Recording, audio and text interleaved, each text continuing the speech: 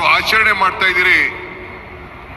ಈ ಆಚರಣೆಯ ಎಲ್ಲ ಸಂಘಟನೆಕಾರರಿಗೆ 1 ಕೋಟಿ खुशी हो गया. सेशन खास तौर पर कर्नाटका वक्फ बोर्ड वाइस चेयरमैन साफी सैदी, उनके साथ सब लोगों को मैं दिल से शुक्र अदा करता हूँ, मुबारकबाद पेश करता हूँ. और अजीम महफिल में ಅಶ್ರಫುಲ್ ಖಲ್ಕ್ ಸಲ್ಲಲ್ಲಾಹು ಅಲೈಹಿ ವಸಲ್ಲಂ ಏಕದೈವ ವಿಶ್ವಾಸಿಯಾಗುವುದರೊಂದಿಗೆ ಇತರ ಧರ್ಮೀಯರು ಆರಾಧಿಸುವಂತಹ ದೇವತೆಗಳಿಗೆ ನೀವು ನಿಂದಿಸಕೂಡದು, ನೀವು ಅಸಭ್ಯ ಹೇಳಬಾರದು, ನೀವು ಯಾವುದೇ ವಿಧವಾದಂತಹ ಅಸಭ್ಯ ನಿಂದನೆ ಮಾಡಬಾರದೆಂದು ಹೇಳಿಕೊಟ್ಟಂತಹ ಪ್ರವಾದಿ ಮುಹಮ್ಮದ್ ರಸೂಲುಲ್ಲಾಹಿ ಸಲ್ಲಲ್ಲಾಹು ಅಲೈಹಿ ವಸಲ್ಲಂ ರವರ